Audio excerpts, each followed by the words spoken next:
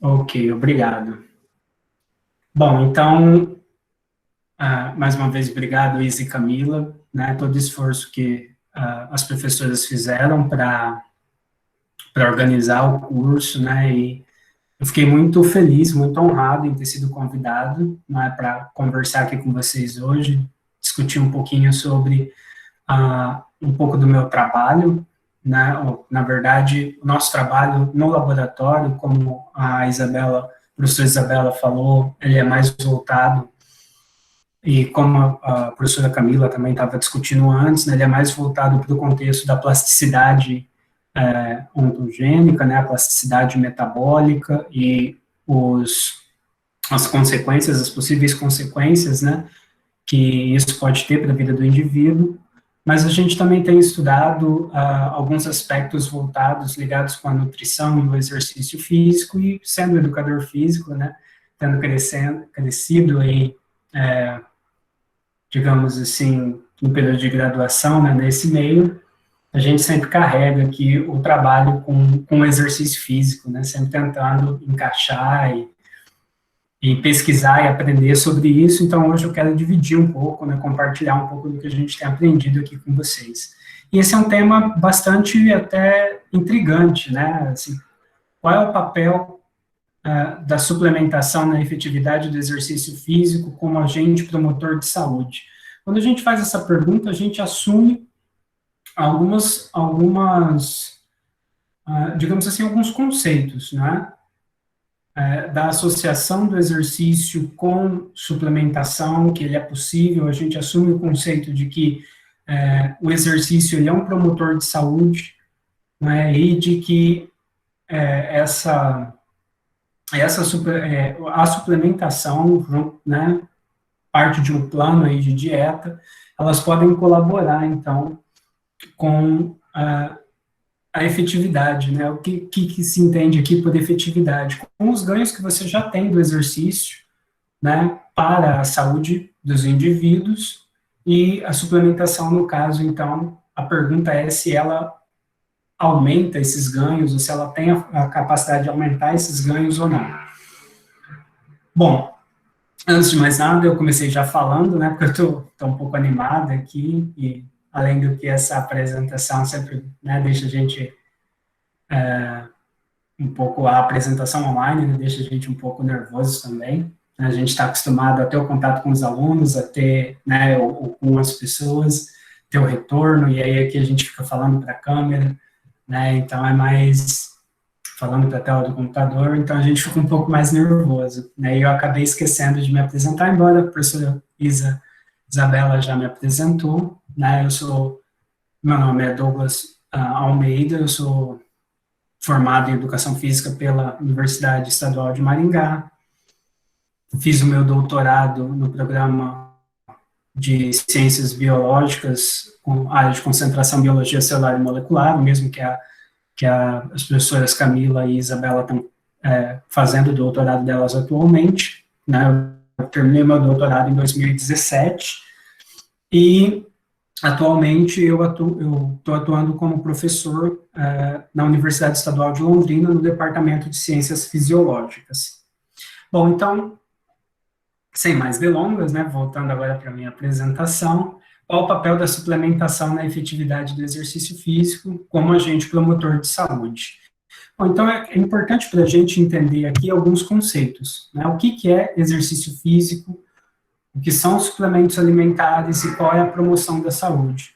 Professor, qual é o objetivo dessa nossa aula, né? O que a gente pretende aqui hoje? Eu vou sair daqui prescrevendo exercício e dieta?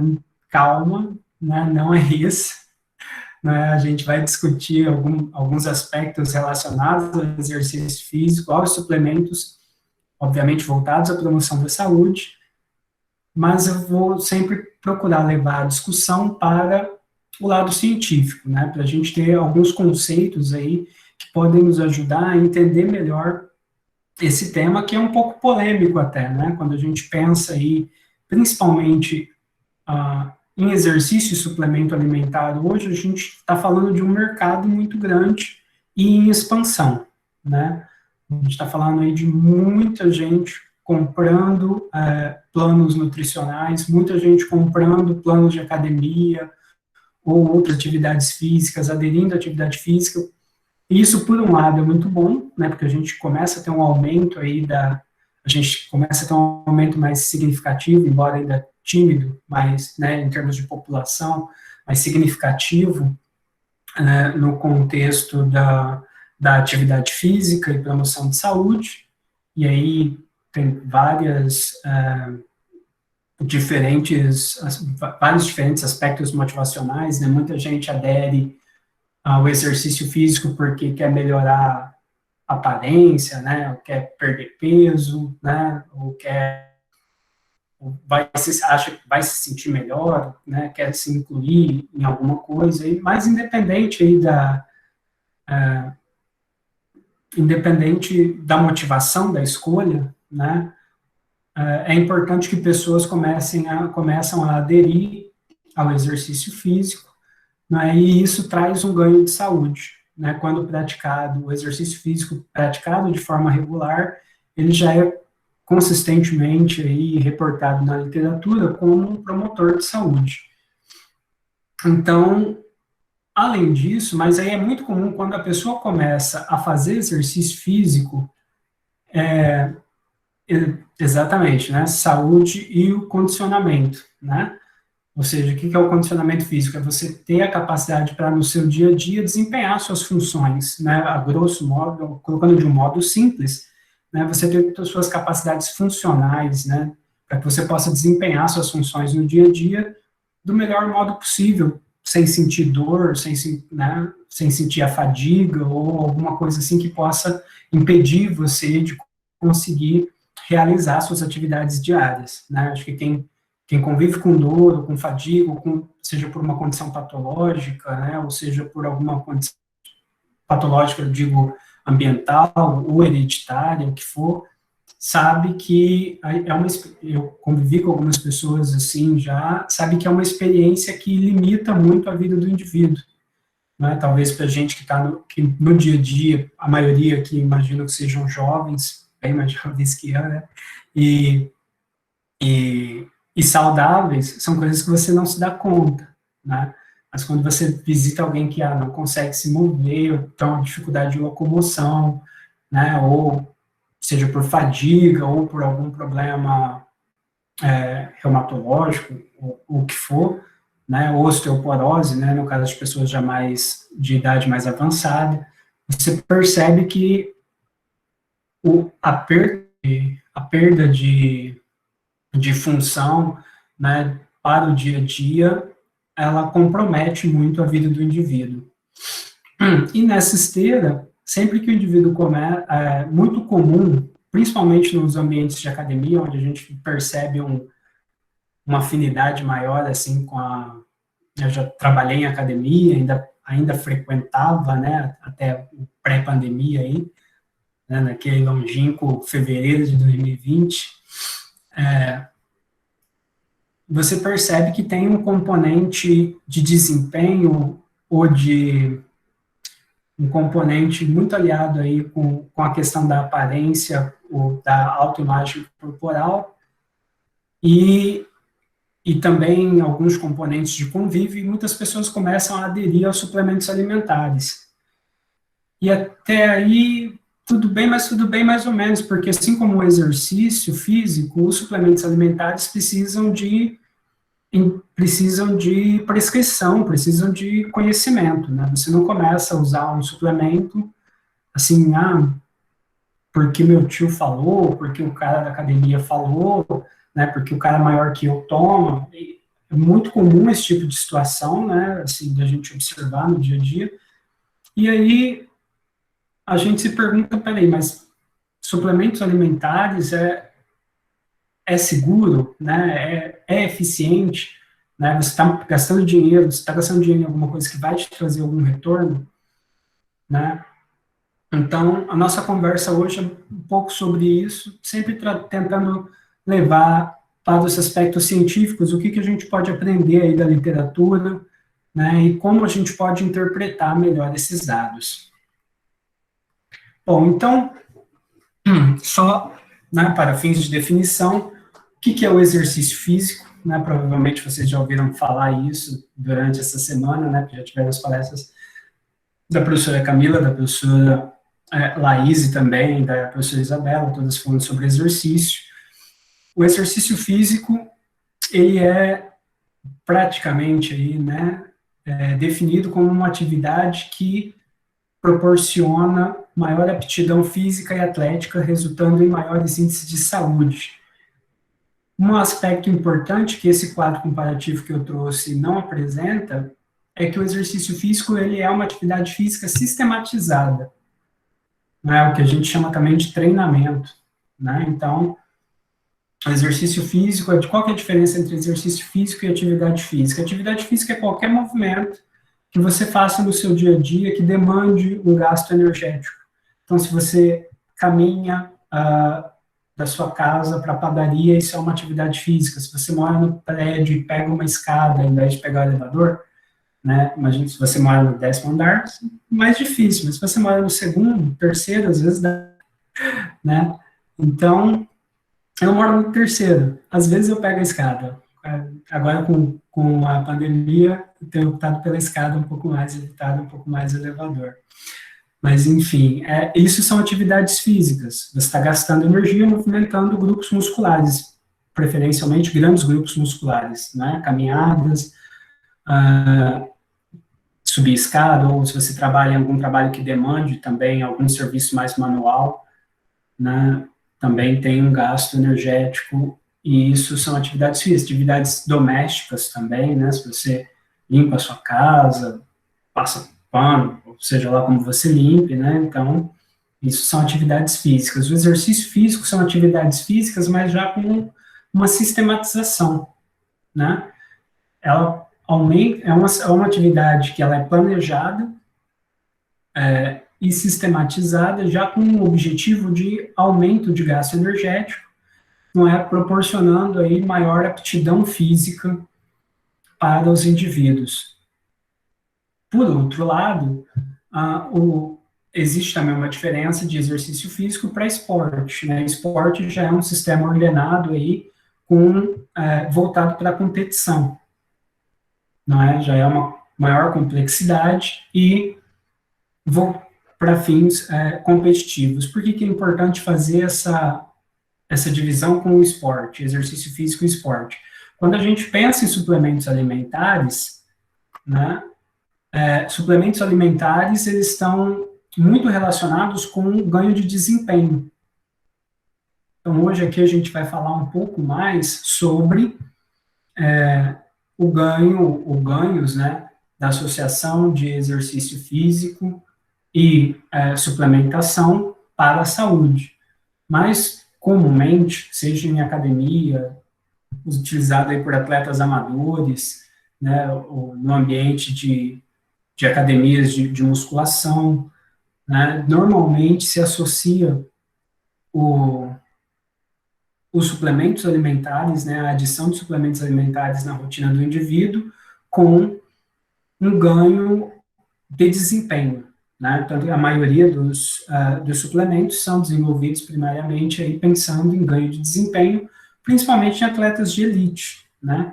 E a gente está pensando em atletas olímpicos, né? Atleta pro qual 1 segundo ou 2 segundos, né, numa prova fazem muita diferença, né? Ou 30, sim, são ganhos mínimos, mas que são muito significativos. Então, isso na realidade do indivíduo que é um atleta amador, ou na realidade do indivíduo que é um praticante de academia, pode não ter a mesma relevância, né? Então, isso também é um outro aspecto quando a gente pensa em suplementação que a gente tem que analisar, né? Porque realmente, né, a primórdio, muitos suplementos eles estão voltados aí para um ganho de desempenho, principalmente um ganho de desempenho pensando em atletas de elite, né?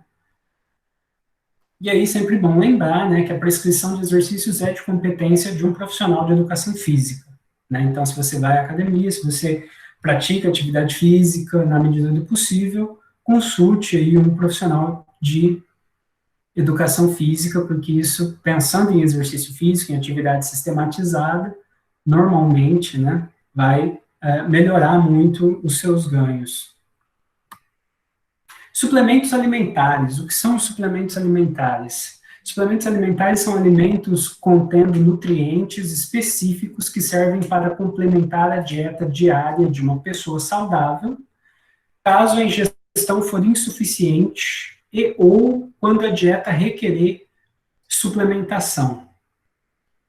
Aí tem dois aspectos importantes que eu gostaria de salientar aqui para vocês, né? Primeiro aqui é complementar a dieta de uma pessoa saudável.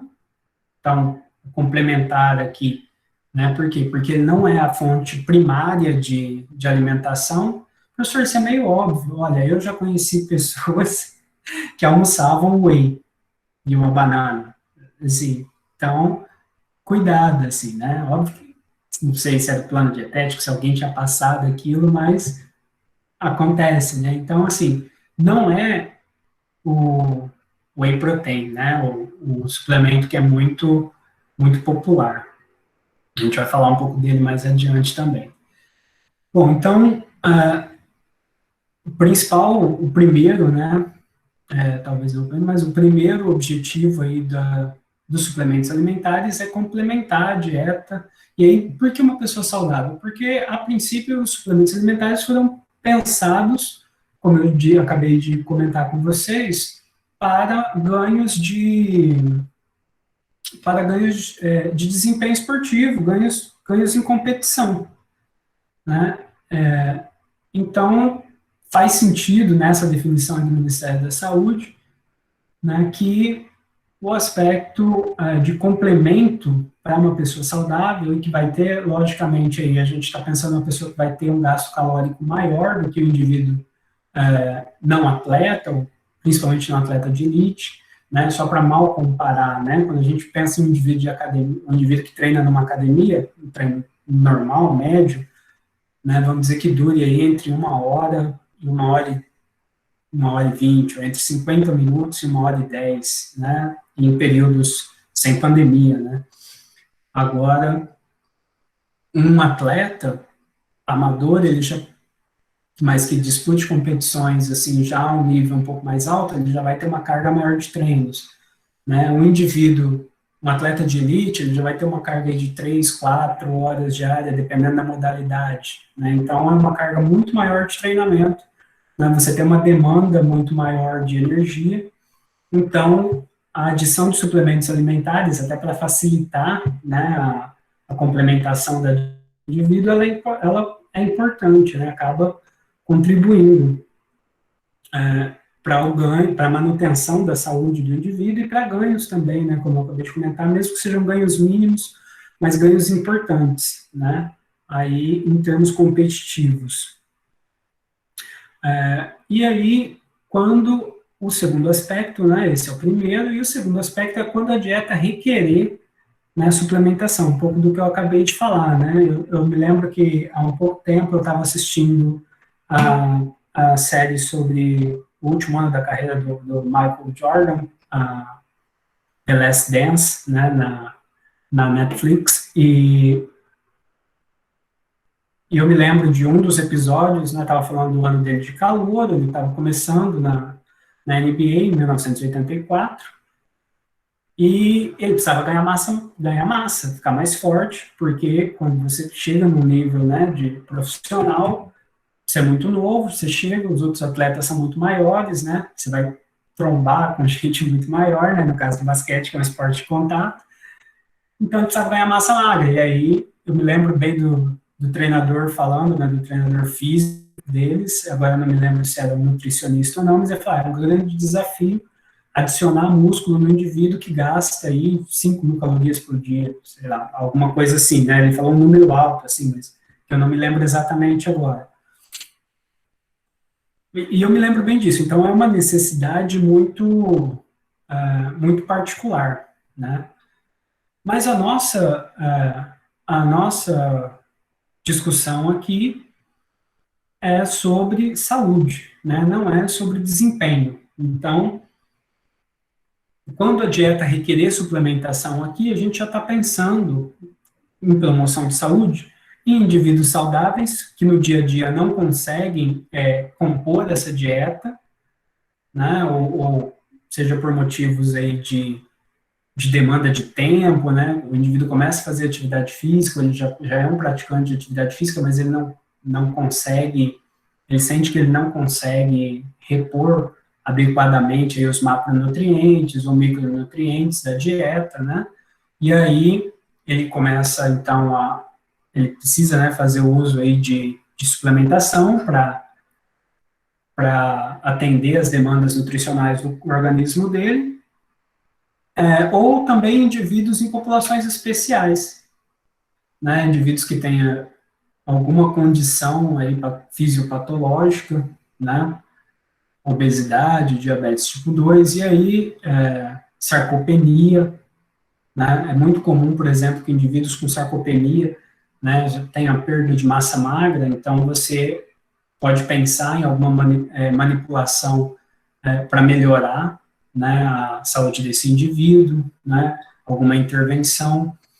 Sarcopenia é perca, né, de massa magra, muito comum em indivíduos obesos e principalmente indivíduos obesos a partir aí dos 50, 60 anos de idade, né, ou seja, mais velhos. E, além disso, também tem a questão do... Um outro exemplo, né, desculpa, além da sarcopenia, a questão da...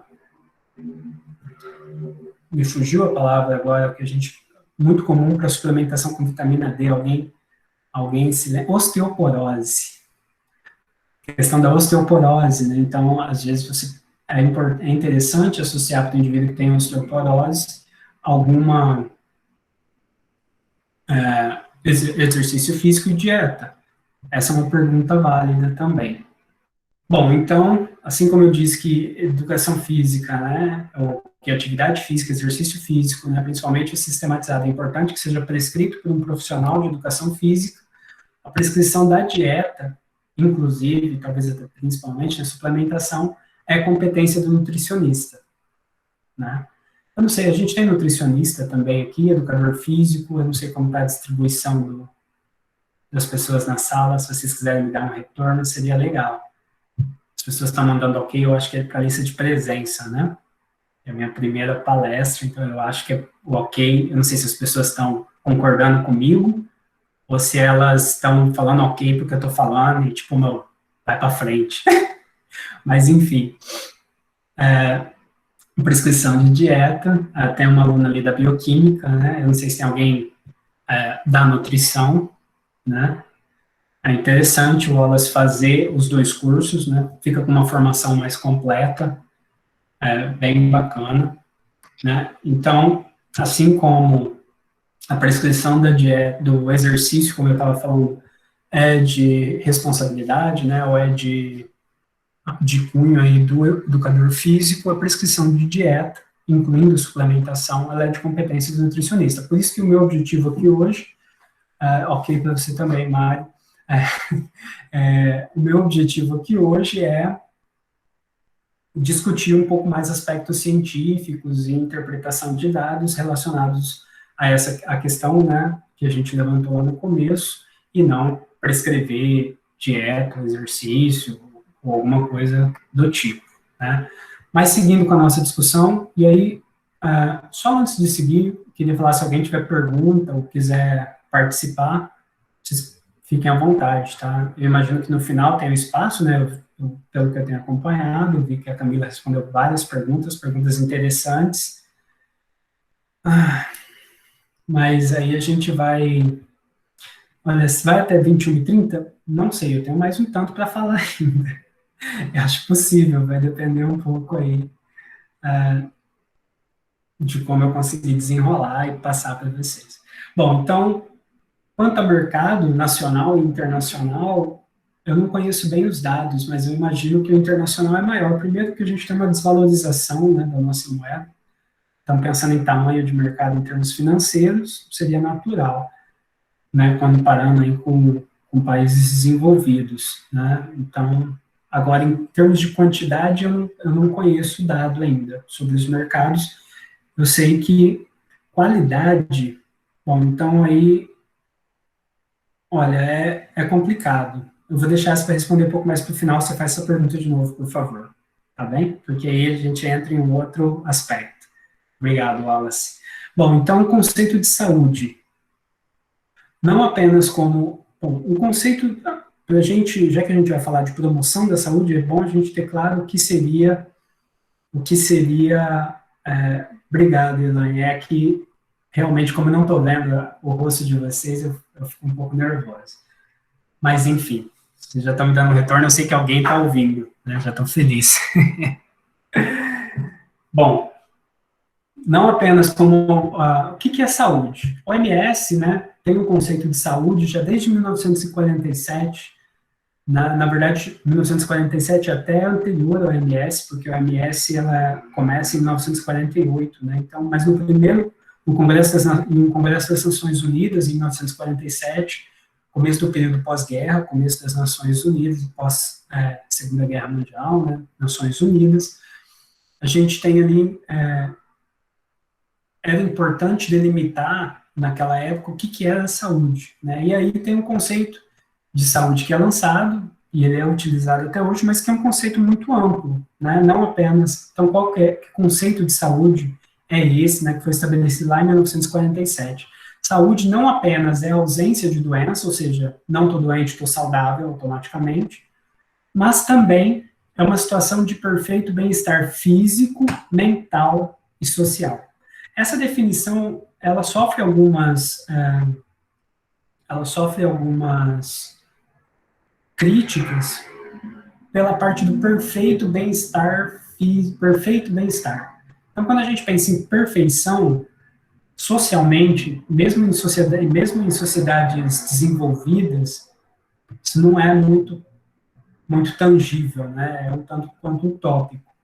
Então, a situação de perfeito bem-estar, ele acaba sendo um pouco criticado, né? Então, mas é possível, né? Embora seja um objetivo mais holístico, é possível que a gente consiga, assim, atuar para promover, então, o bem-estar físico, mental e social da melhor maneira possível, né? Obviamente que isso não é uma responsabilidade apenas do indivíduo, né? Quando a gente pensa em promoção de saúde, a gente pensa em todo um contexto socioeconômico, né, social, né, e aí vai incluir a saúde mental e social do indivíduo, né, o bem-estar físico, são muitas variáveis que vão entrar aqui nesse conceito de saúde, né, por isso que eu disse que ele é muito amplo.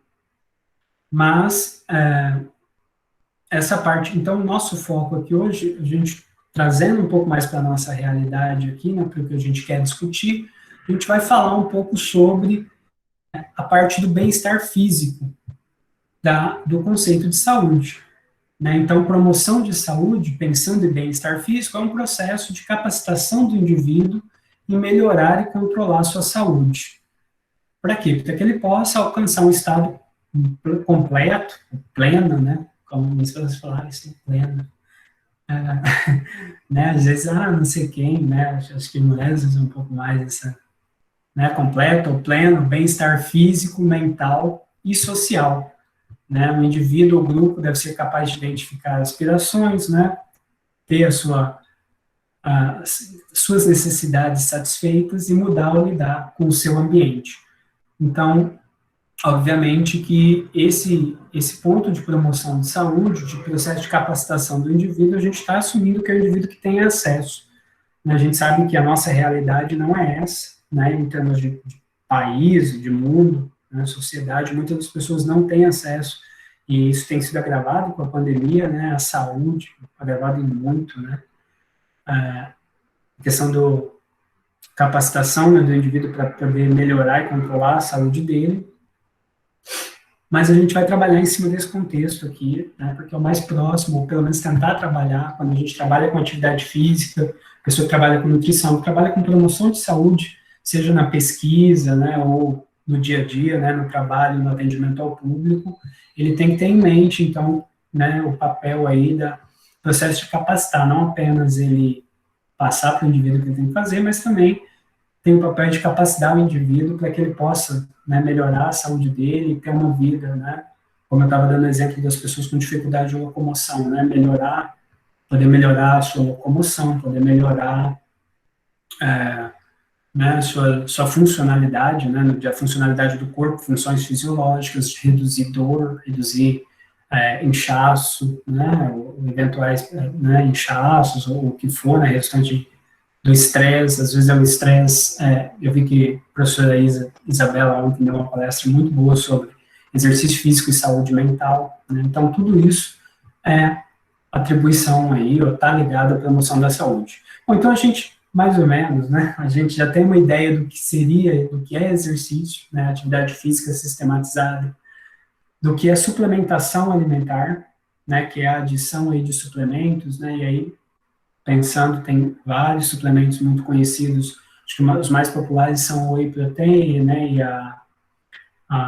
mas aí também temos, a gente tem, né,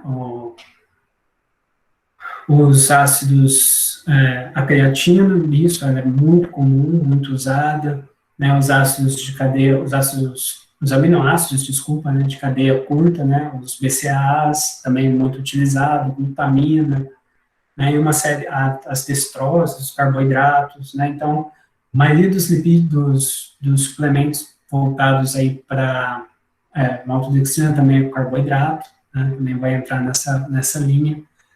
Então, a maioria voltado aí, alguns deles voltados para macronutrientes, né, alguns outros para micronutrientes, né, vitamina D,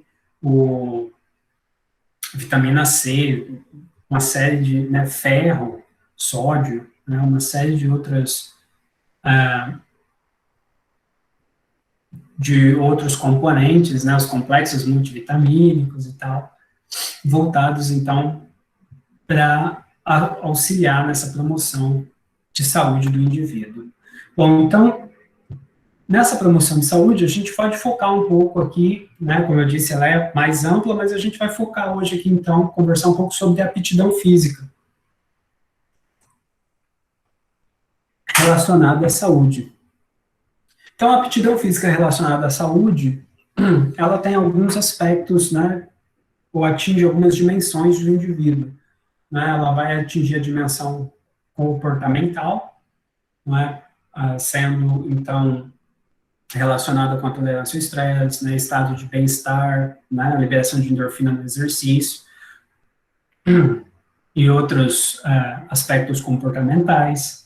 A dimensão morfológica, né, pensando aí no indivíduo como um todo, na composição corporal, na distribuição da gordura corporal, né, a gente sabe que a composição corporal dos indivíduos, né, a professora Laís falou ontem, né, sobre exercício físico e obesidade, a gente, né, então vocês já sabem aí que a composição corporal, a quantidade de gordura corporal afeta, né, a saúde do indivíduo, que está relacionada a uma série de doenças crônicas não transmissíveis, né, não apenas a quantidade de gordura corporal, mas também a distribuição dessa gordura, né, a gente sabe que a gordura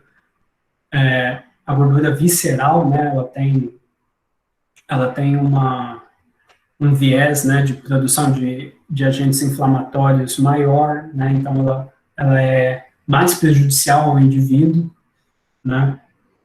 Tem uma dimensão relacionada à saúde da aptidão física com a dimensão funcional motora, né, que diz respeito, então, à função cardiorrespiratória, ao consumo máximo de oxigênio, né, e função músculo-esquelética, né, resistência muscular, flexibilidade. Então, são funções ou funcionalidades, né, aumento de força, massa magra, função cardiorrespiratória muito relacionada com a fadiga, né, então, eles são muito importantes também, são aspectos relacionados à saúde, à aptidão física muito importantes, e por fim, uma quarta dimensão, né, eu comecei de trás para frente, né, eu falei a quarta, né, nesse nosso quadro que a gente está vendo, que é a dimensão fisiológica, né, tem a ver com a pressão sanguínea, né, então, a gente sabe que indivíduos hipertensos são mais propensos a desenvolver doenças ateroscleróticas, né, Tolerância à glicose e sensibilidade à insulina, ou seja, relacionado ao aspecto da aptidão física relacionado, então, à homeostase glicêmica, né?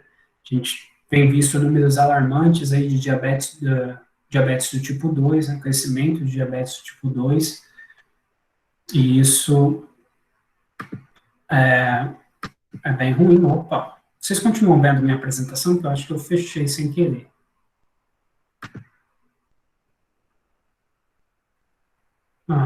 Não está aparecendo para mim. Não sei o que eu consegui fazer aqui, que ela não está aparecendo para mim. Vou parar e voltar, tá? Só um segundo, que eu perdi a minha apresentação. Não sei o que aconteceu aqui, desculpe. Só um segundinho. Aí, voltou? Desculpa, voltou para vocês? Oh, obrigado. Obrigado. Bom, então. Tolerância à glicose, né, que eu estava falando, oxidação de substratos, né, pensando nos macronutrientes, né, e também níveis de lipídios sanguíneos e perfil aí das lipoproteínas, né, o famoso aí perfil lipídico. Bom, esses são os aspectos, então, quando a gente pensa em exercício, considerando esses aspectos, né, quando a gente pensa, a gente pode começar a pensar nesses aspectos relacionados à aptidão física e saúde, né, a gente pode começar a relacionar, então, o exercício físico e promoção de saúde. E a gente tem vários prismas que a gente pode olhar, mas eu escolhi dois aqui que eu penso que resumem um pouco a história, né, que o primeiro é que o sedentarismo ele é relacionado fortemente com o índice de mortalidade prematura, sendo o quarto fator de risco mais importante para a mortalidade precoce por todas as causas. Ou seja, quando você olha lá nos fatores de risco associado, o sedentarismo ele tá mais relacionado, então, ele está mais relacionado com morte precoce ou mortalidade precoce do que outros aspectos da vida, né, da nossa vida cotidiana. Então, o sedentarismo ele é altamente relacionado com obesidade, ele é altamente relacionado com pressão alta, com hipertensão, né, a pressão alta, né, hipertensão, ele é altamente relacionado com outras doenças crônicas não transmissíveis, né, existe uma correlação, uma relação forte, né, entre o sedentarismo e, por outro lado, a prática regular de exercício pode produzir importantes benefícios a curto, médio e longo prazo, independente se ela é realizada por indivíduos saudáveis ou indivíduos com alguma doença crônica não transmissível. É claro que aí, quando a gente pensa na população, a gente tem que adequar o exercício, né, ou ver que tipo de exercício esse indivíduo pode fazer, né, quando a gente está pensando em populações especiais, aí, populações com doenças crônicas não transmissíveis, né, não é a mesma coisa do indivíduo saudável. Em todo caso, o exercício físico, ele é, né, um contraponto ao sedentarismo, promotor de saúde, né? Então, a gente tem essa relação aí entre atividade física, essa relação forte entre atividade física, né, exercício físico, de um modo geral, e aptidão física, né, e, obviamente, isso acaba também tendo uma relação com a saúde dos indivíduos, né. Bom, então, o exercício físico, ele é muito considerado, ele é muito conhecido, né, pela melhora da homeostase, e aqui eu vou só resumir, porque eu imagino que vocês já tenham ouvido falar um tanto disso, né, então eu vou dar uma resumida aqui nos principais pontos, né, o exercício físico quanto à promoção de saúde, ele é bem conhecido, então, pela melhora da homeostase glicêmica, né, o aumento do consumo de glicose pelos tecidos periféricos, diminuição da necessidade de insulina exógena, né, porque portadores de diabetes mellitus do tipo 1, né, que é insulino dependente, então, o exercício físico, como ele aumenta a translocação, além de aumentar o consumo de glicose pelos tecidos periféricos, no músculo esquelético, né, por aumentar a via a atividade da AMPK, o exercício físico, né, da adenosina monofosfato quinase, que é uma enzima importante para o funcionamento para translocação, né, de GLUT4, dos transportadores de glicose para, né, entre outras funções da MPK, né, da AMP quinase, para a membrana da fibra muscular, e isso aumenta a captação de glicose independente de insulina. Então, desse modo, né, o exercício acaba reduzindo a insulinemia basal, reduzindo a insulinemia também pós-prandial, né, e melhora a resposta dos tecidos à insulina, né, aumenta o gasto energético, aumenta o tamanho da fibra, né, ela também vai, né, causa hipertrofia, né, melhora da massa magra, ela vai usar mais energia, enfim, é um combo aí de benefícios do exercício que atuam aí na melhora da homeostase glicêmica. Melhora do perfil lipídico, exercício, né, bem documentado, diminui o triglicérides, aumenta a concentração do HDL colesterol, né, que é o famoso colesterol bom, né, diminui a concentração plasmática de LDL, colesterol do mal, né, tem o colesterol do bem, colesterol do mal. Bom, exercício e promoção da saúde ainda, né, o exercício, além disso, também aumenta o gasto energético, aumentando o gasto energético, isso favorece a redução do peso corporal, redução de massa total de gordura, né, tanto durante o exercício quanto no período de recuperação, né, você tem uma grande mobilização energética pelos músculos, né, em repouso, no período de repouso. Por quê? Porque houve todo aquele processo inflamatório, né, algumas fibras foram danificadas, né, então começa o organismo a reparar, existe aquele processo inflamatório, né, e aí você tem um aumento na hipertrofia, né, resultado disso, a hipertrofia muscular. Isso também vai aumentar a famosa taxa metabólica basal, né, aumentar a termogênese e a taxa metabólica basal do indivíduo, né, e aumentando a taxa metabólica basal, você aumenta o gasto energético no repouso, o que é também uma grande vantagem do exercício físico. Você não aumenta o gasto energético só enquanto você está praticando o exercício, mas também no período do repouso. Bom, preservação e aumento da massa muscular, da massa magra, né, em função do exercício físico.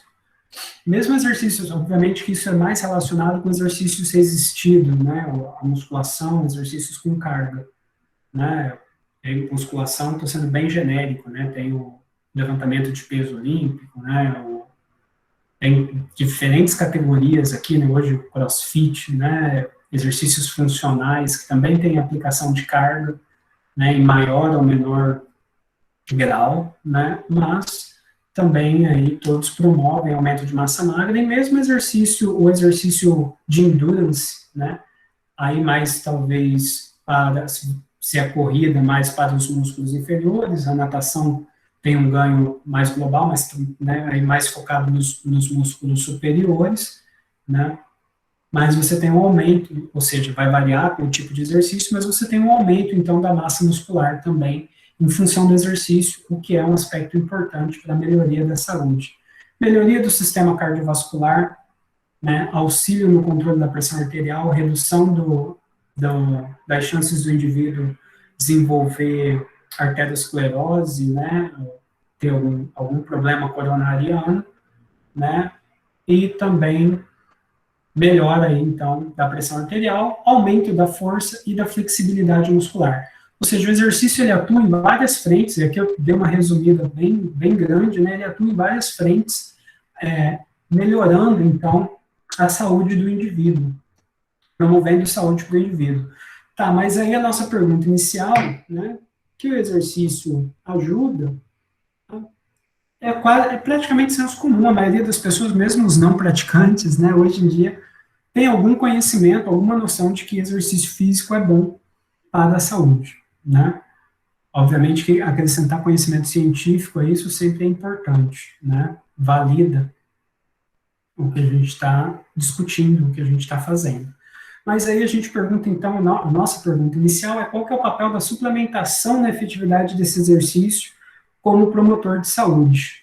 Bom, o que a literatura ensina para a gente, né? O que a gente tem aprendido aí com a ciência? Lembrando, novamente, né, eu minha função não é prescrever nem uma coisa nem outra, né?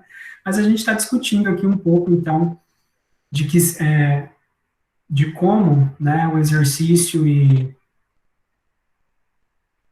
a suplementação podem, ou se eles podem, né, combinados, melhorar, ou se não dá diferença, enfim.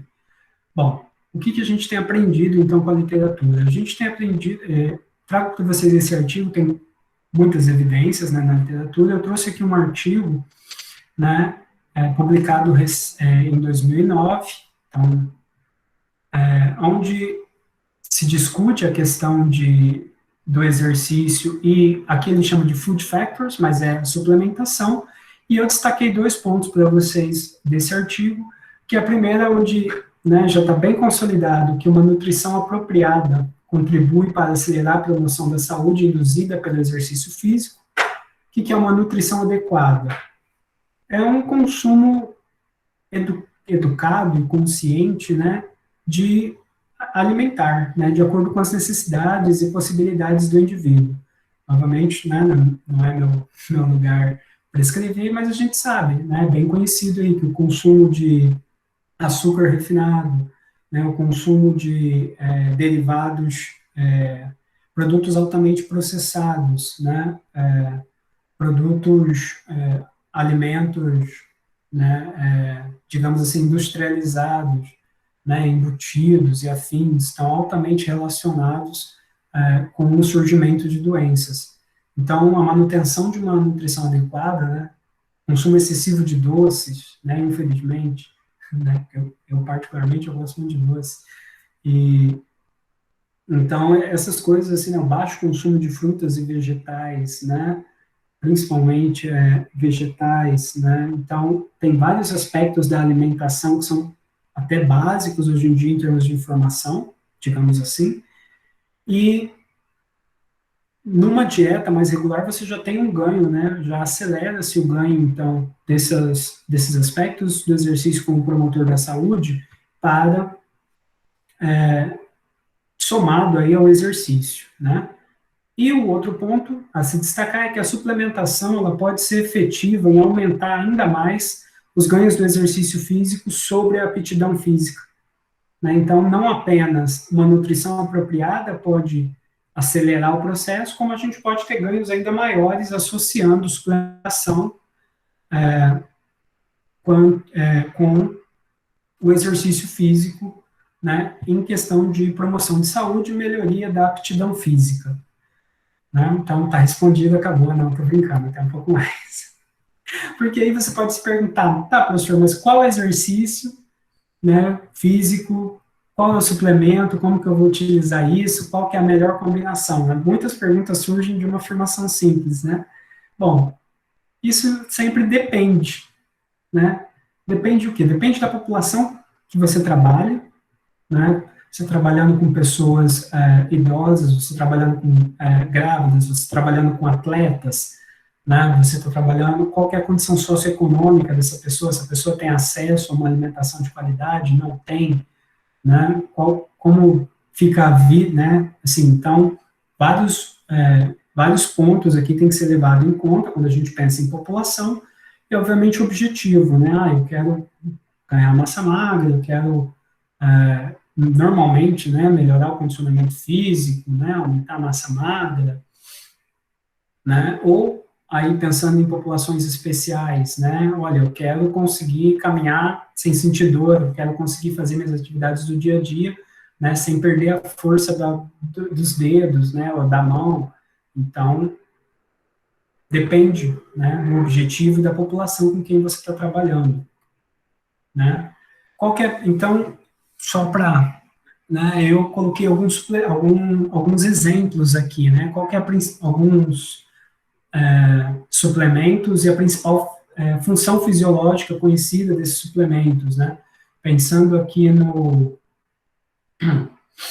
na reposição de água, nos eletrólitos, né, as bebidas como isotônicas, né, os famosos isotônicos, né, é um suplemento muito utilizado para a reposição da hidratação, né, aqui o artigo coloca como reposição da água, né, mas a gente pode colocar como hidratação como um todo, né? Principalmente quando a gente pensa nos isotônicos, a gente pensa aí na reposição do sódio, do potássio que se perde, né, durante o exercício, ou se você tem uma condição que leva à desidratação, né, sei que acentue diurese ou natriurese, né, o indicado, então, seria água e, obviamente, isotônicos ou bebidas que contenham um alto teor aí desses minerais, né, para melhoria aí do metabolismo energético.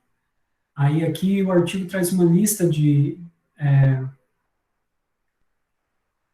suplementos, né, a carnitina, né, a astaxantina, que eu nem conheço, mas aí a cafeína, a capsaicina, né, o ácido lipoleico e carboidratos, né, com a função, então, de melhorar o metabolismo energético.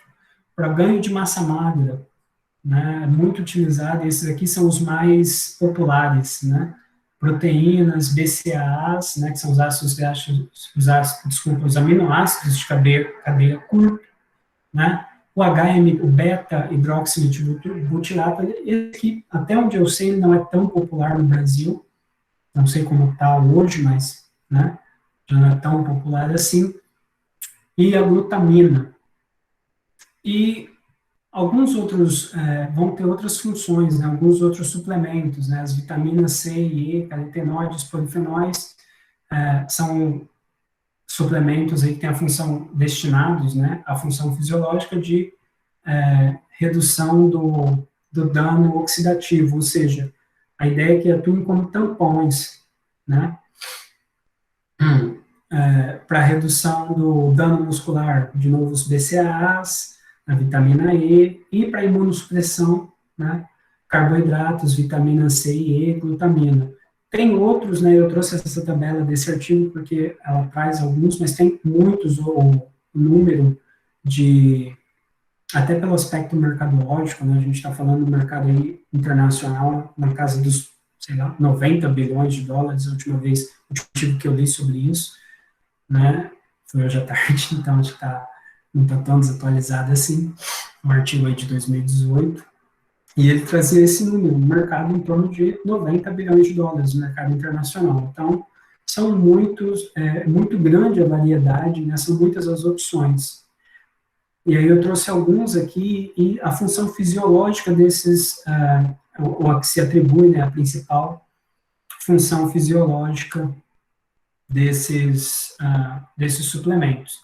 Mas a gente sempre tem que perguntar, quando a gente está falando, olha, tem muito, mas eles são eficazes? Como que a gente sabe que esse negócio que a pessoa está tomando, o que eu estou tomando, ou, né, o meu aluno, o meu paciente, cliente, né, ele é eficaz? Bom, o que a gente procura sempre se apoiar são em evidências científicas, né? A gente sabe que, eu estava lendo hoje à tarde, e também eu orientei um aluno da educação física no ano passado, num TCC, lá na Universidade Estadual de Londrina, onde a gente fez uma avaliação, uma revisão bibliográfica sobre o uso de suplementos, né? Lá era voltado para a gente avaliou a literatura, né, vasculhou a literatura, fizemos uma revisão sistemática da literatura, procurando evidências, né, do ganho aí que você tem a partir do uso de precursores do óxido nítrico para competidores sprinters aí, ciclismo, né, ou também de corrida. E o que a gente achou foi muito inconclusivo.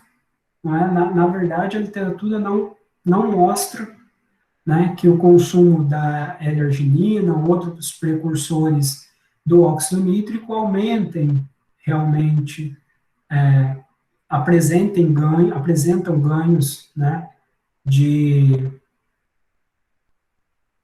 ganhos de desempenho nessa população, né? Então, é sempre importante quando a gente está pensando em atividade física e quando a gente está pensando em suplementação, né, trazendo os dois juntos, né, ainda mais, né, a gente considerar, obviamente, como eu disse lá no começo, a população, né, que é alvo e o objetivo, e aí quando a gente pensa em população, além disso, né, a gente também tem que pensar sobre as evidências científicas, né, esse negócio funciona, né, então como a gente sabe isso, né, como a gente vai ter um pouco mais de noção disso, né? Que considerações a gente tem que fazer quando a gente está procurando por evidências científicas, então, para o uso de suplementos, né? Bom, e essas considerações eu faço sempre que eu leio um artigo científico, né? Eu acho que elas são válidas aqui, o que eu estou pontuando, para qualquer artigo que você for ler. A gente está numa época de muita pressa, né? Todo mundo quer, agora com o Covid-19, a gente tem muito artigo sendo publicado e retratado. Por quê? Porque ciência não é um negócio que você faz com pressa, né? Ciência é um negócio que toma tempo. Por mais que você queira fazer rápido, né? Ah, quando que a gente vai ter vacina? Demora. Por quê? Porque ciência tem tempo. Né? Ciência não é receita de bolo, leva tempo para você produzir uma ciência de qualidade. Então, algumas considerações que a gente deve fazer, né? Tipo de estudo que você está lendo, né? É um estudo experimental, é um estudo epidemiológico, é uma revisão da literatura, né? O que, que eu estou lendo aqui? Né? Qual que é a população? Né? Qual que é a amostra desse estudo? É um estudo feito com humanos, é um estudo feito com... Esses humanos são atletas, são indivíduos adultos saudáveis, mas não atletas, né? Ou são atletas de elite, ou atletas amadores, né? Ou são indivíduos sedentários, são indivíduos que têm diabetes, né? Qual que é a população que eu estou olhando? Se é um estudo experimental controlado, né, de laboratório, é um estudo com primatas não humanos, é um estudo com roedores, né? O nosso laboratório trabalha com modelo de roedores, né? O laboratório que eu fiz doutorado, eles estão fazendo, né?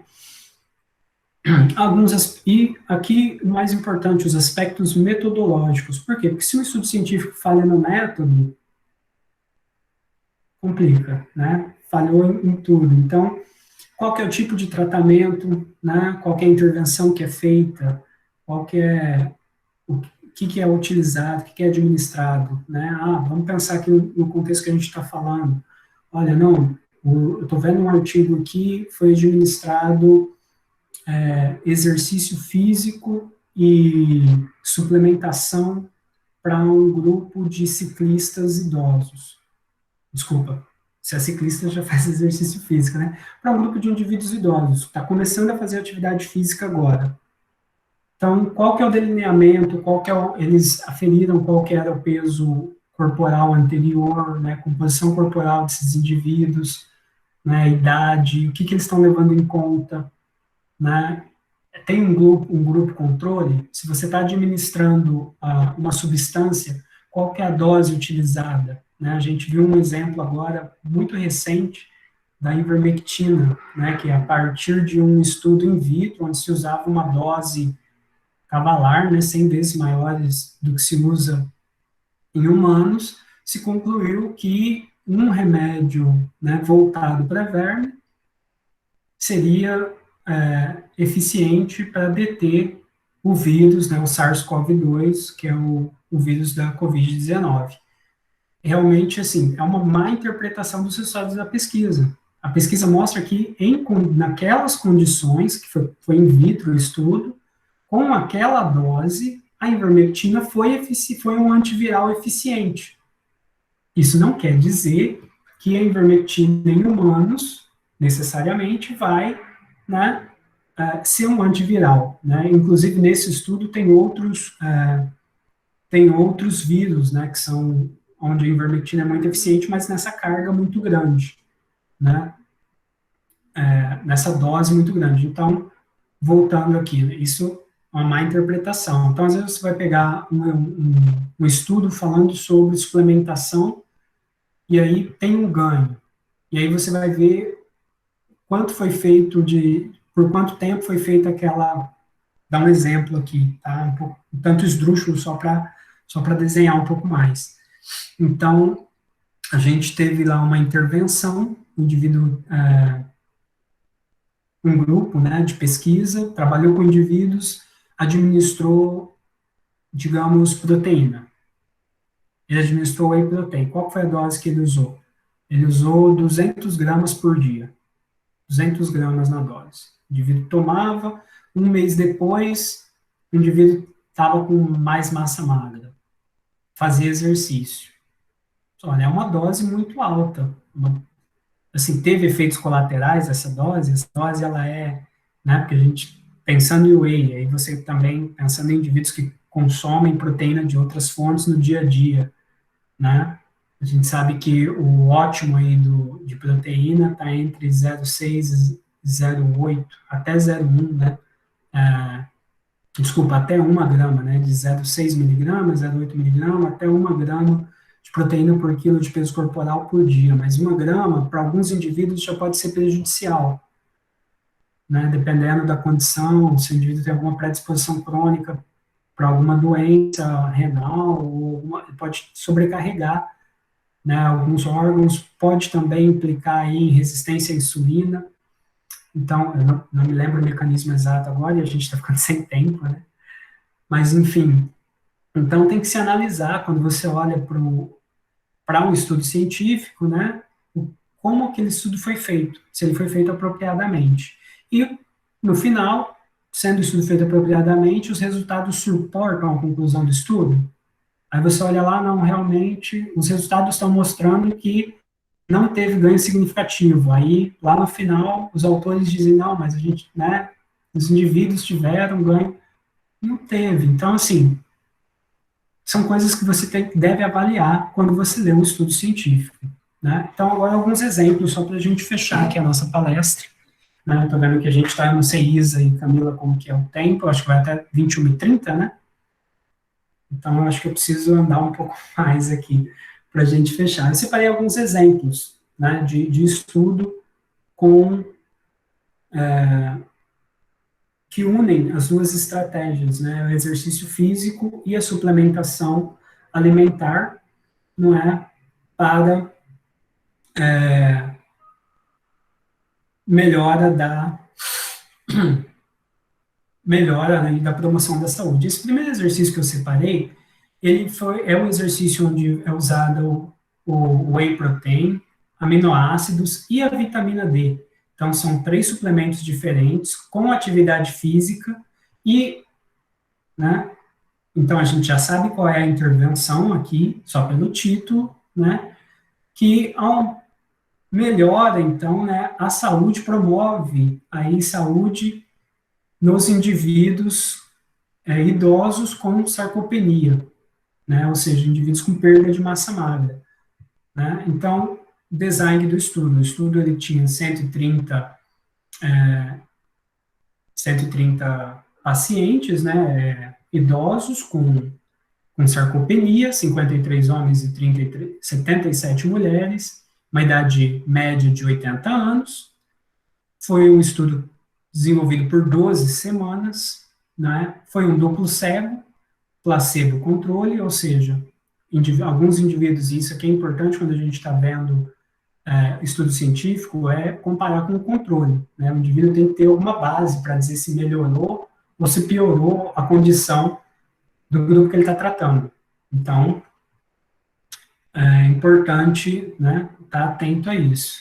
Então, aqui no caso do suplemento, o placebo normalmente é utilizado como um controle, né? Normalmente é alguma composição de maltodextrina, alguma coisa. Às vezes também se tem um grupo que não recebe o placebo, exatamente porque a malto, né, seja um açúcar ou que for feito o placebo, ele pode ter também algum efeito sobre o organismo do indivíduo, né?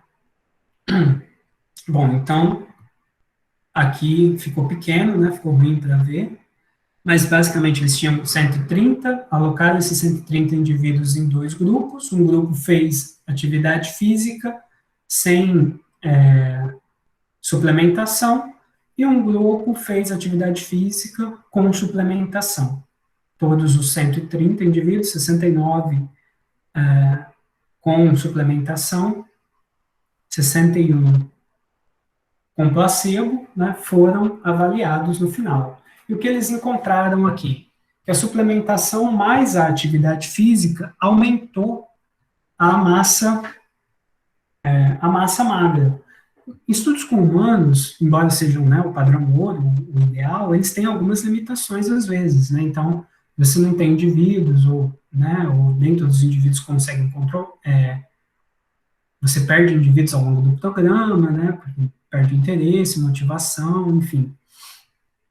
Aqui nesse estudo, né, eles conseguiram 130 indivíduos chegar até o final, né? E aí uma crítica que eu sinto a esse grupo aqui é a falta de um terceiro controle, que seriam indivíduos que não recebessem, que não fizessem atividade física, né? Indivíduos com a mesma condição, sarcopenia, que não fizessem atividade física, né? Isso é uma crítica a esse trabalho aqui. Ainda assim, quando a gente compara a atividade física, e aqui é o nosso objetivo, né? Atividade física com suplementação e atividade física sem suplementação, a promoção de saúde nessa população com sarcopenia idosa, a gente percebe, então, que esses indivíduos, eles têm aumento da massa magra, né? Aumento relativo aí da massa muscular, aumento da força manual, de preensão manual, né? E melhora, então, no funcionamento de atividades diárias, né? E também redução do conteúdo de proteína C reativa, que é um marcador inflamatório, né? Ou seja, nesse exercício, eles concluem que a suplementação com whey protein, aminoácidos e vitamina D, em conjunto com exercício apropriado para a idade, e aí depois a gente pode ler o artigo, infelizmente a gente não tem o tempo de aprofundar aqui, não apenas melhorou a massa magra e a força, mas também melhorou alguns outros aspectos aí que contribuem para o bem-estar nessa população idosa com sarcopenia. Então, aqui ele foi eficiente, né?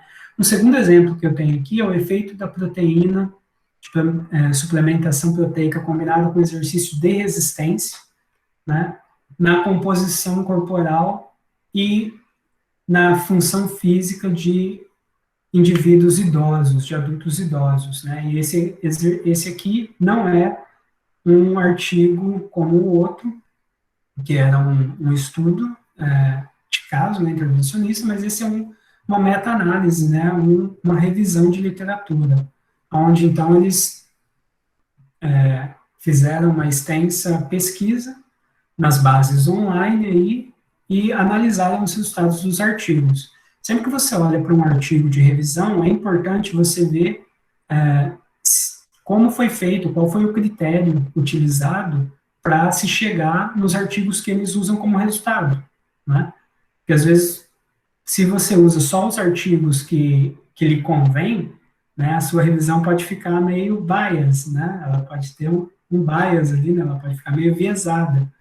Então, é importante em revisões sistemáticas, né, que são diferentes de revisões mais voltadas para a opinião, né, que aí realmente reflete a opinião do indivíduo, pode se basear em ciência ou não, né, mas nem sempre ele fez a varredura, digamos assim, completa da literatura, né. Nesse artigo que eu estou mostrando aqui para vocês, a gente tem o quê? Os artigos que foram identificados pela pesquisa estratégica, né, quais artigos foram, quantos artigos? 445, eles procuraram em outras fontes, acharam mais 8, e aí eles identificaram algumas duplicatas, excluíram, né, alguns artigos irrelevantes, e aí foi excluindo, né, irrelevantes para a pesquisa, e aí eles chegaram a 27. Quando eles chegaram nesse número, eles ainda reduziram um pouco mais. Por quê? Porque pelos critérios de exclusão, alguns artigos não tinham ou a suplementação, ou exercício resistido, né? Ou seja, não respondia à pergunta, ou não estava alinhado com o estudo. Então, eles chegaram no número final de artigos, 17 artigos que eles usaram, então, para avaliar os efeitos da suplementação proteica combinada com resistência, com exercício de resistência na composição corporal. E o que eles encontraram? Eles encontraram que os participantes tiveram substancialmente maior ganho de massa magra, né, e principalmente maior ganho de força, né, maior ganho de força nas pernas, né, isso para indivíduos idosos é importante, porque tem muito indivíduo idoso que tem problema, às vezes, de queda e se machuca, né, porque está perdendo massa magra naquela idade, né, isso é acentuado também pela obesidade. Então, quando você associa um programa de exercício e suplementação, a gente tem, o que a gente encontra é que na literatura, é que esses indivíduos têm uma melhora, tanto no ganho de massa magra, quanto na força das pernas, quando se associa a suplementação proteica com o exercício resistido, comparando só com o exercício apenas, né? Não é que o exercício apenas não tenha efeito, tá? Vamos deixar isso claro aqui. O que a suplementação está fazendo? Ela está potencializando o efeito do exercício, né, nessa população. Em conclusão, né, comparado com os indivíduos, então, que fazem apenas exercício resistido nessa população, né, a suplementação proteica combinada, ela apresentou uma maior eficiência, um efeito mais forte em atenuar aí a perca de força das pernas em pessoas idosas, né? E aqui um último exemplo, chegou nos 9h30, tá? Então já vou finalizando, né? Que é um outro tipo de artigo que a gente encontra na literatura, que são os stands, né? O posicionamento das sociedades internacionais, e que também são importantes, trazem informações importantes, né? Esse aqui é um posicionamento da Sociedade Internacional de Nutrição Esportiva, e aqui eles focam, eles trazem, essa tabela é bem bacana, né? Ela resume, digamos assim, né? Ela resume, né, por categorização de dieta, suplementos que têm forte evidência, né, para suportar eficácia e são aparentemente seguros. Por que seguro? Porque se você está consumindo uma coisa, ela pode também, né, fazer, por mais que ela seja para melhorar, né, ela pode ter alguma contraindicação, né, como um remédio, né, obviamente que são categorias diferentes, mas, né, o perigo existe, né, o mesmo. E aí, pensando aqui, ó, no muscle building, né, que é o ganho de massa magra, que é um aspecto importante aí da aptidão física a,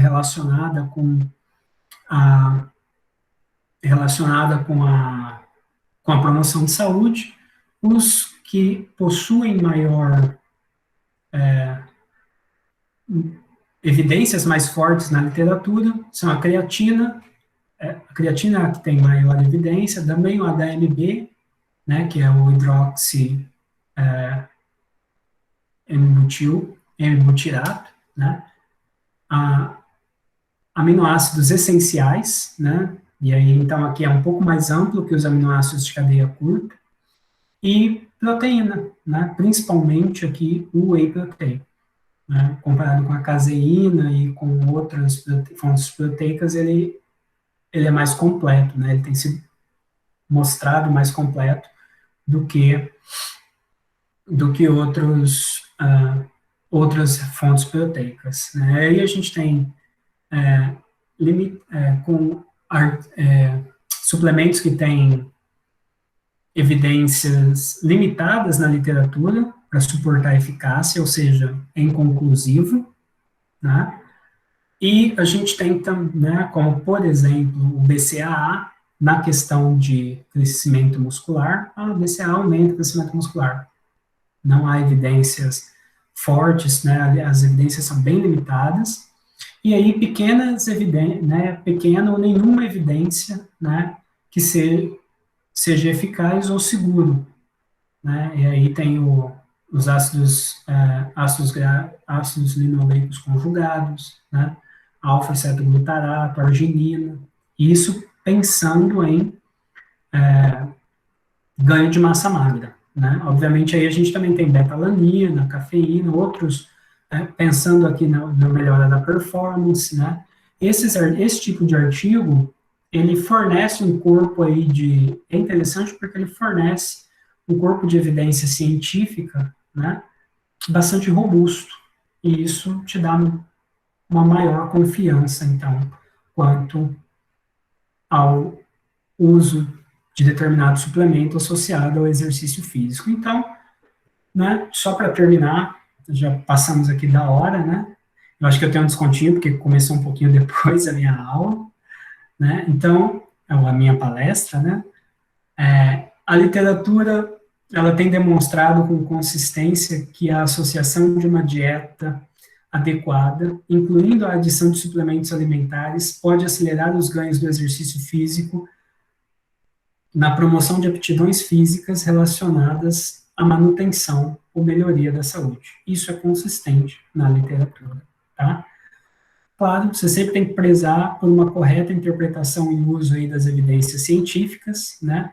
É importante lembrar que a prescrição de exercício é de competência do profissional da educação física, a prescrição de dieta é de competência do nutricionista, ou seja, a promoção de saúde, né, ela pode ser melhor desenvolvida em um ambiente multidisciplinar, né?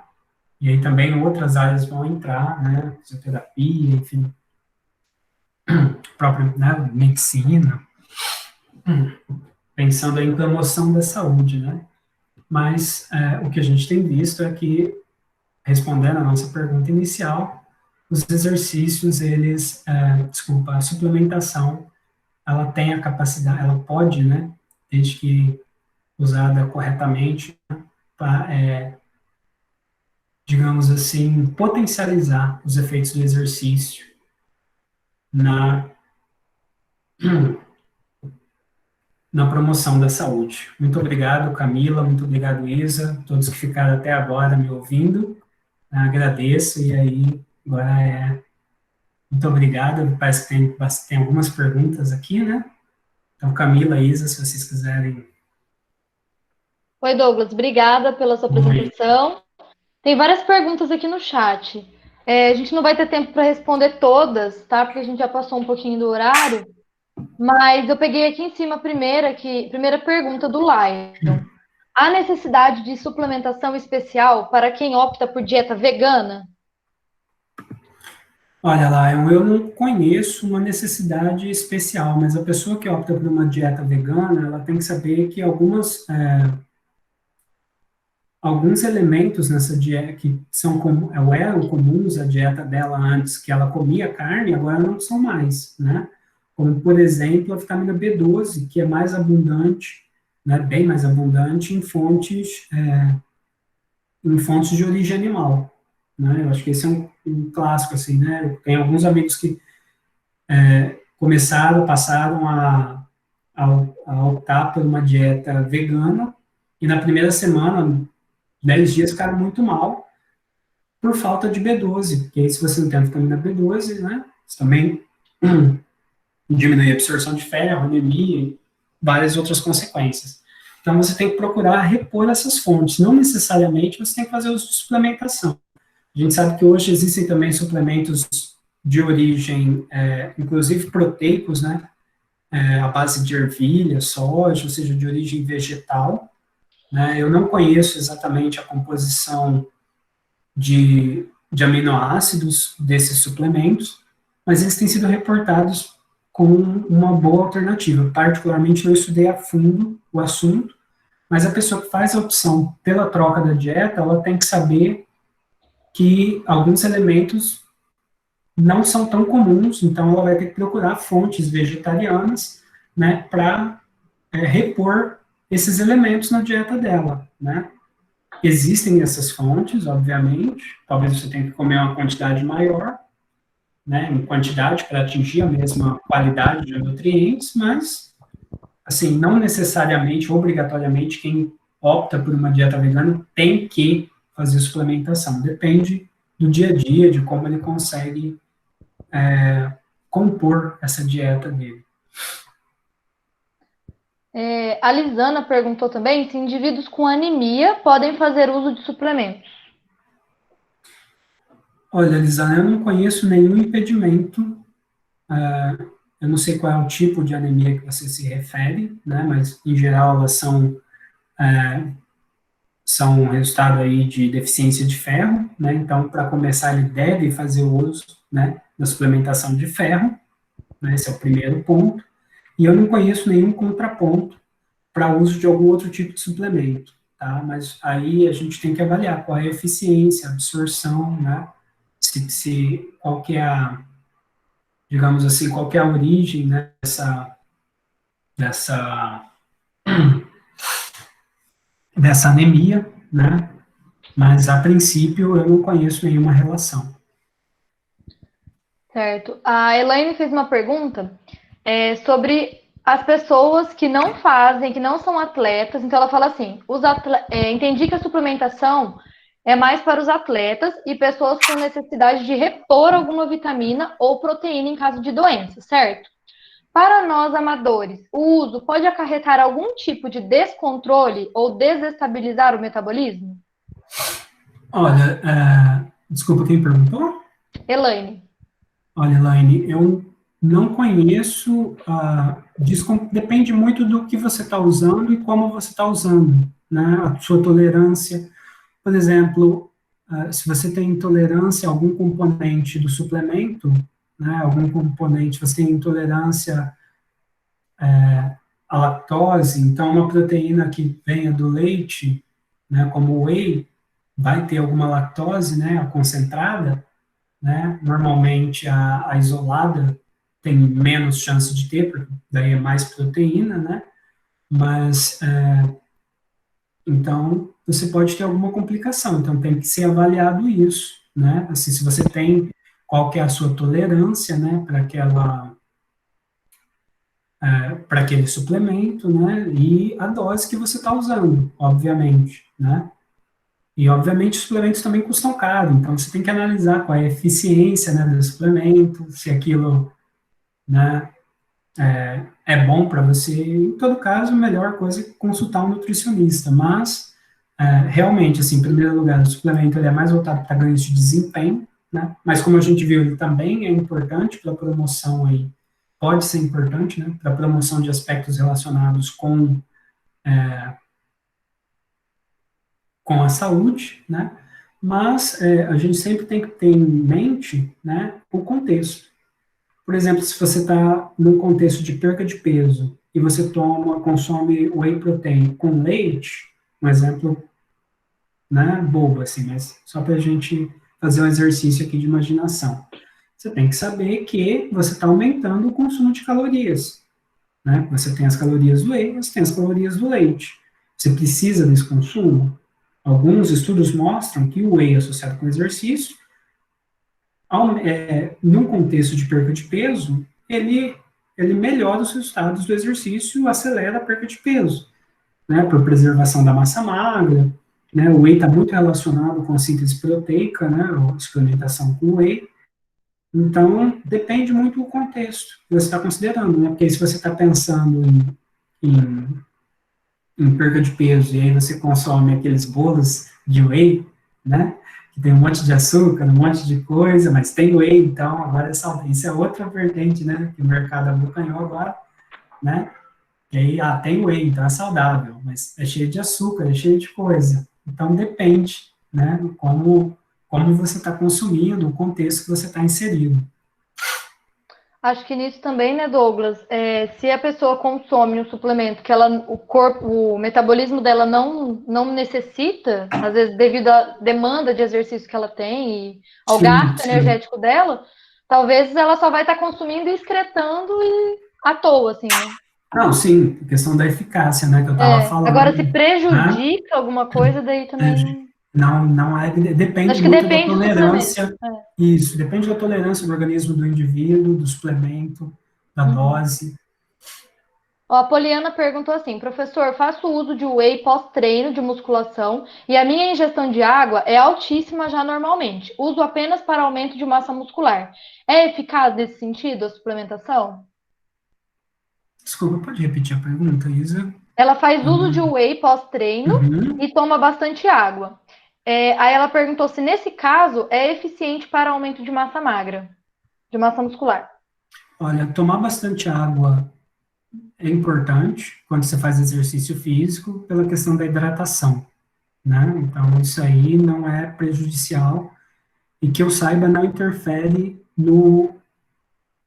na questão do benefício do whey. O que pode interferir, assim, se você tem um aumento gástrico muito grande, você pode diminuir aí né, se você ingere muita água, tem um aumento gástrico, né, um enchimento gástrico, né, elevado, né, e aí, somado o whey, pode diminuir o tempo de absorção, né, mas, assim, aí é uma questão mais de absorção, né, tempo de absorção e tempo que você tomou, né. Eu estava vendo um estudo essa semana, relacionando, até estudando, né, preparando aqui para a nossa discussão, né, relacionando o tempo de esvaziamento gástrico com o consumo de proteína ou né, no pós-exercício.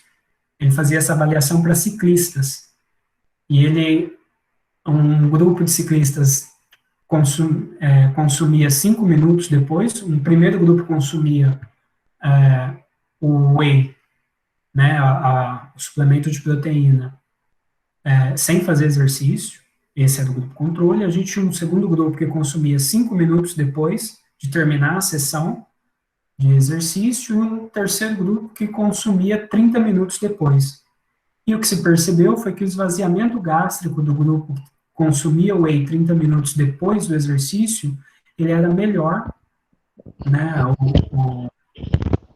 do que nos indivíduos que consumiam logo após. Então, tem uma questão de timing também, que pode interferir, né, o tipo de exercício, esvaziamento gástrico aí, né, e o timing aí pode interferir na absorção, e aí também na eficácia, né, se você não absorve, ele não vai ter nenhuma eficácia no organismo. Douglas, aproveitando, falando de absorção, teve uma pergunta aqui sobre o whey concentrado, isolado e hidrolisado, tem diferença relevante ou é marketing? Olha, bom, então, né, para contextualização, o whey concentrado é o whey básico, o whey protein, né, que a gente conhece. Aí a gente tem, que vai ter aí de 25 até 80% de proteína, né, mais algum carboidrato, né, inclusive aí a lactose, né, então se você é intolerante já não é uma boa ideia, né, e o whey isolado, ele passa por um processo de refinamento maior, então ele vai ter 90% aí questão de 90% aí de proteína, né? E o whey hidrolisado não muda o conteúdo de proteína, mas muda, as proteínas são menores, né? Elas já são quebradas, o processo de hidrólise é um processo de quebra, né? Então, essas proteínas, elas, teoricamente, você tem uma absorção mais fácil. Então, o que pode mudar entre um e outro é mais o tempo de absorção, né? Você vai ter e a quantidade de proteína, né? Aí, qual é melhor? Sinceramente, assim, os estudos não mostram tanta diferença, né? Pelo menos o que eu vi até agora, quando a gente compara alguns estudos comparando o isolado, o hidrolisado com o concentrado, não tem mostrado, num período assim de 3 meses, 6 meses, né? Não tem mostrado diferença no sentido de ganho de massa magra associado ao exercício. Tá? Isso é bem inconclusivo ainda na literatura. Pessoal, como nós já passamos quase 20 minutinhos do horário, nós vamos ter que encerrar. Eu vou pedir para o professor Douglas deixar o e-mail dele aqui no chat. Quem tiver interesse de mandar mais perguntas, pode mandar direto no e-mail dele, ou então no e-mail do curso, não tem problema, a gente passa também, tá bom? Sim, eu vou me disponibilizar, Isa, para responder as perguntas de quem tiver. Isso. Aí, né, só mandar por e-mail, eu posso responder. Aqui para gravar outro vídeo também fica muito... Acho que por e-mail, ou então né? se você quiser entrar amanhã, e às vezes no intervalo a gente consegue Tá, pode responder ser mais também, alguma coisa. então. Na sexta-feira a gente vai ter um tempo Ah, é, para na isso sexta. também, né? Verdade, pessoal. Sexta-feira, todos nós vamos estar disponíveis para a gente conversar um pouco mais sobre os assuntos das palestras. Então, daí a gente termina essa parte na sexta. Legal. Obrigada, Douglas, pela É palestra, pela isso. Eu que disposição. agradeço o convite. Espero ter Obrigada, contribuído aí pessoal. com o pessoal. Amanhã a gente espera vocês para as palestras. Amanhã o nosso tema será sistema imunológico e intestino. Qual a relação de sistema imunológico e intestino com o exercício físico? Tá bom? Obrigada, boa noite para todo mundo. Boa noite, obrigado. Até sexta? Isso, sexta-feira todos juntos. Então, Boa noite, pessoal, para todos. Obrigada, Douglas. que isso, eu que agradeço o convite. Obrigado. Até amanhã, gente.